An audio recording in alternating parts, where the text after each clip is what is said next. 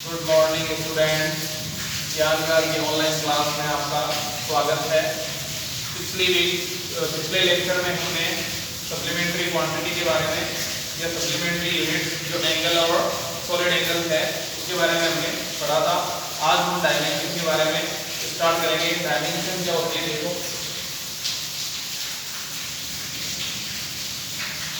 Dimension की definition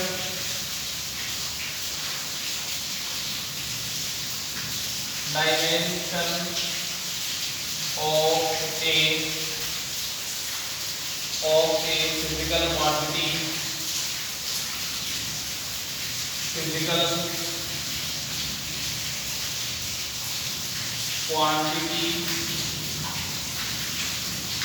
are the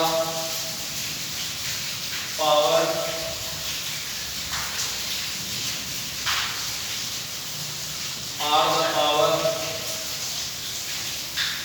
to which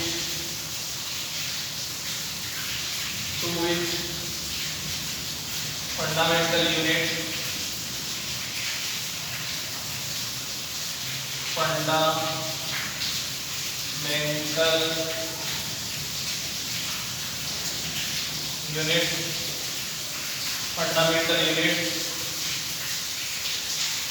dimension of a physical quantity are the power to which fundamental unit must be raised in order to obtain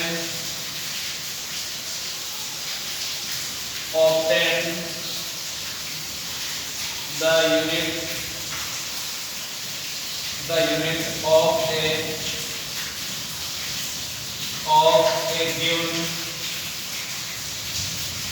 of a given physical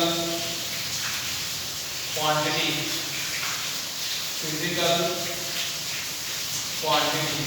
तो dimension क्या होती है, देखो definition इसकी। Dimension of a physical quantity are the power to which fundamental unit must be raised in order to obtain the unit of a given physical quantity. ठीक है, तो dimension क्या होती है? डायमेंशन होती है कि किसी भी फंडामेंटल क्वांटिटी है तो फंडामेंटल क्वांटिटी की पावर को हम डायमेंशन बोलते हैं। आसान लफ्जों में आप समझ सकते हो, जैसे फंडामेंटल क्वांटिटी होती है मास, फंडामेंटल क्वांटिटी होती है लेंथ, फंडामेंटल क्वांटिटी होती है टाइम। वैसे और भी है, अभी हमने यहाँ पर 3 फंडामेंटल क्वांटिटी के बारे में बात की है, 7 फंडामेंटल क्वांटिटी होती है। और मैंने आपको एक बार बताया था डायमेंशन जब हम करते हैं तो स्टार्टिंग में पहले एमएलटी के बारे में जानते हैं। एमएलटी की बताइए, 3 फंडामेंटल क्वांटिटी आपको बताइए। तो फंडामेंटल क्वांटिटी एक का मास का डायमेंशन सिंबल होता है m, लेंथ का डायमेंशन सिंबल होता है l, टाइम का डायमेंशन सिंबल होता है t। तो इन पे जो पावर लगाते हैं जैसे m1 l1 t1 या m0 l1 t0 या m2 l1 t0, ये जितनी भी पावर लगाते हैं हम फंडामेंटल क्वांटिटी है, जितनी भी हम पावर लगाते हैं m1 l1 t1 या तीनों पे 0 या 2 पे 0 1 पे 1 या m2 l1 t0, जो भी पावर लगाते हैं इनको हम डायमेंशन बोलते हैं। Dimension of a physical quantity are the power. ठीक है, डायमेंशन किसी फिजिकल क्वांटिटी की क्या है? Power to which fundamental unit पे हम जो पावर लगाते हैं उसको हम क्या बोल सकते हैं? डायमेंशन। मस्ट बी राइज का मतलब है इसकी पावर लगाना। ठीक है, in order to obtain the unit of given. अगर हम यहाँ पे पावर लगाएंगे तो हम ऑब्टेन कर सकते हैं, क्या ऑब्टेन कर सकते हैं? The unit. इससे हम डायमेंशन से हम यूनिट भी ऑब्टेन कर सकते हैं, डायमेंशन से हम यूनिट भी निकाल सकते हैं। जिसकी गिवन है फिजिकल क्वांटिटी, दी हुई फिजिकल क्वांटिटी की हम डायमेंशन से यूनिट भी ऑब्टेन कर सकते हैं। डायमेंशन किसी फिजिकल क्वांटिटी की ऐसी पावर है, डायमेंशन किसी फिजिकल क्वांटिटी या फंडामेंटल क्वांटिटी की ऐसी पावर है जिसकी वजह से हम किसी दी हुई फिजिकल क्वांटिटी की यूनिट भी हम ऑब्टेन कर सकते हैं। बात समझ आ गई होगी। अब हम डायमेंशन के कुछ एग्जांपल लेंगे, डायमेंशन कैसे निकालते हैं डायमेंशन निकालना मैं आपको सिखाऊंगा, फिर आपको धीरे धीरे सब चीजें समझ में आने लगेंगी। देखिए जैसे डायमेंशन हमें निकालनी है, कैसे निकालेंगे ध्यान से देखो। जैसे हमारे पास है लेंथ की डायमेंशन हमें चाहिए, जैसे चलो लेंथ से पहले बात करते हैं स्पीड की हमें डायमेंशन निकालनी है। एग्जांपल है स्पीड की हमें डायमेंशन निकालनी है, स्पीड का फॉर्मूला होता है distance upon time, distance upon time, ठीक है। डिस्टेंस क्या है, लेंथ, डिस्टेंस एक लेंथ है और टाइम अपॉन टाइम। लेंथ की डायमेंशन आपको बताया हुआ है पहले से, मास की डायमेंशन का सिंबल आपको लेना है m, लेंथ की डायमेंशन का सिंबल आपको लेना है l, टाइम की डायमेंशन का सिंबल आपको लेना है t। पहले एमएलटी के बारे में जानेंगे। तो लेंथ की डायमेंशन हमें लिखनी है, तो लेंथ की डायमेंशन हम क्या लिखेंगे l या l1 ले सकते हैं। टाइम की डायमेंशन क्या लेंगे t या t1 ले सकते हैं। तो स्पीड की जो डायमेंशन होगी l1 अपॉन t1। इसको हम इस तरह से लिख सकते हैं जैसे हमारे पास है 1 अपॉन x, तो x की पावर कितनी है 1, अगर ऊपर जाएगा तो ये पावर तो वही है लेकिन साइन चेंज। इसी तरह अगर इसको वापस नीचे लाएंगे तो पावर तो वही लेकिन साइन चेंज, ऊपर जाने पर नेगेटिव हो गया और नीचे आने पर पॉजिटिव हो गया। तो इसकी जो फाइनल डायमेंशन होगी उसको हम लिख सकते हैं l1 t-1, t1 नीचे है ऊपर लेके जाएंगे तो क्या लिखेंगे l1 t-1। इसको हम ऐसे भी लिख सकते हैं m0 l1 t-1। m0 मतलब x की पावर 0, उसको हम क्या लिख सकते हैं 1। तो m की पावर 0 1 होगा और 1 को l1 t-1 से मल्टीप्लाई करेंगे तो l1 t-1 ही आएगा। तो कहने का मतलब यह है स्पीड की जो डायमेंशन होगी वो होगी m0 l1 t-1 या l1 t-1। इसी तरह हम बात करते हैं वेलोसिटी। तो वेलोसिटी की जो डायमेंशन होगी वो क्या होगी, वेलोसिटी की डायमेंशन होगी डिस्प्लेसमेंट अपॉन टाइम। आपको बताया था डिस्टेंस और डिस्प्लेसमेंट लेंथ है, डिस्टेंस मैक्सिमम लेंथ और डिस्प्लेसमेंट मिनिमम लेंथ। अब लेंथ चाहे मिनिमम हो या मैक्सिमम हो उसकी यूनिट मीटर ही होती है, और लेंथ चाहे मिनिमम हो या मैक्सिमम हो उसका डायमेंशन सिंबल l ही होगा। तो यहाँ पर लिखेंगे इसकी डायमेंशन l1 अपॉन t1, इसको हम लिख सकते हैं l1 t-1, ऐसे लिख सकते हैं m0 l1 t-1। इसके बाद हम बात करते हैं एक्सेलरेशन की। तो एक्सेलरेशन की बात करें तो वेलोसिटी अपॉन टाइम होता है इसका फॉर्मूला। तो वेलोसिटी को हम क्या लिख सकते हैं, वेलोसिटी को हम लिख सकते हैं डिस्प्लेसमेंट अपॉन टाइम। डिस्प्लेसमेंट को मैं ले रहा हूँ x और टाइम को ले रहा हूँ मैं t, मतलब वेलोसिटी का फॉर्मूला ये लिख सकते हैं x upon t, displacement upon time.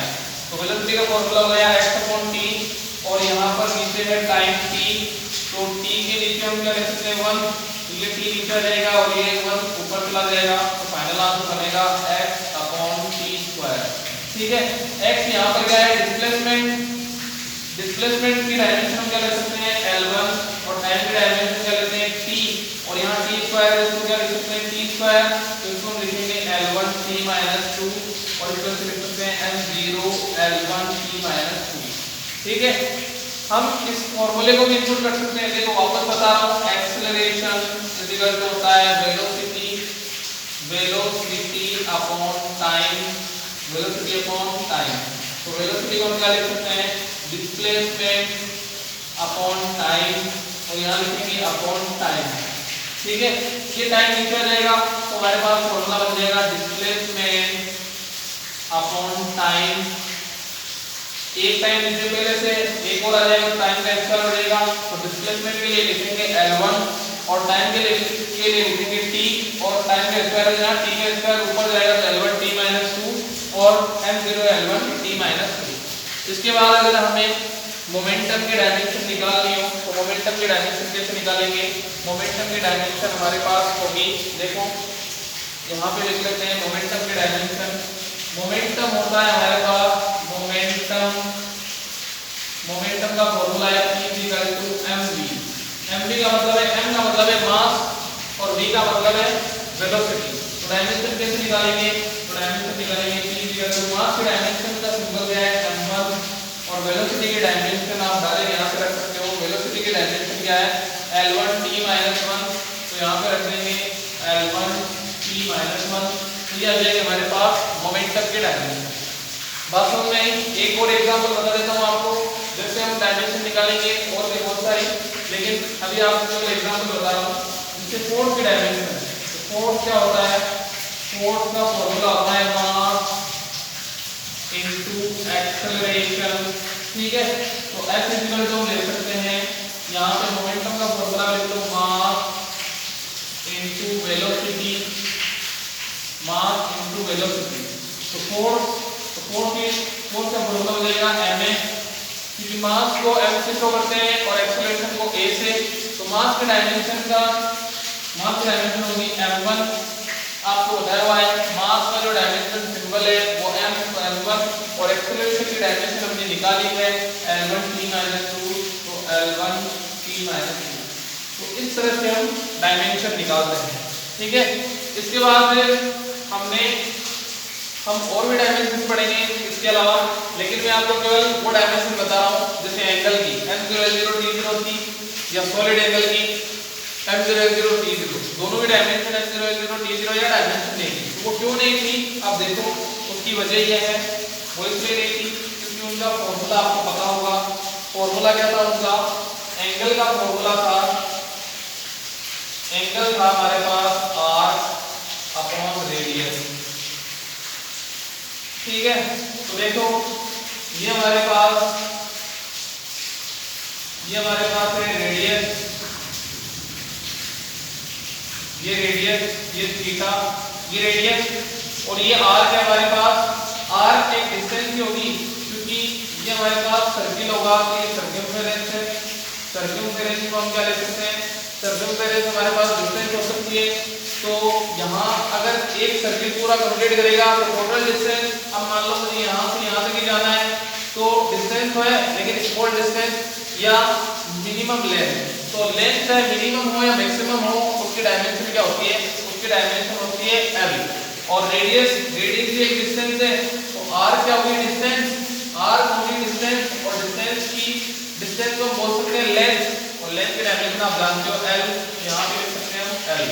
इसी तरह रेडियस भी एक डिस्टेंस है, और डिस्टेंस को हम बोलते हैं लेंथ, और लेंथ की डायमेंशन भी l कट जाएगा, तो हमारे पास हो जाएगी 1, जिसको हम लिख सकते हैं m0 l0 t0। यहाँ तक बात समझ आ गई होगी। एंगल की डायमेंशन हमने m0 t0 क्यों ली।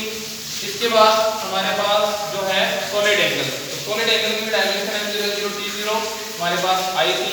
तो अब हमें क्या करना है? सॉलिड एंगल की डायमेंशन, उसकी डायमेंशन आप खुद निकालोगे, और नेक्स्ट लेक्चर में उसकी डायमेंशन मैं आपको निकाल के दिखा दूंगा m0 t0, और आप खुद भी कोशिश करोगे। Okay, thank you.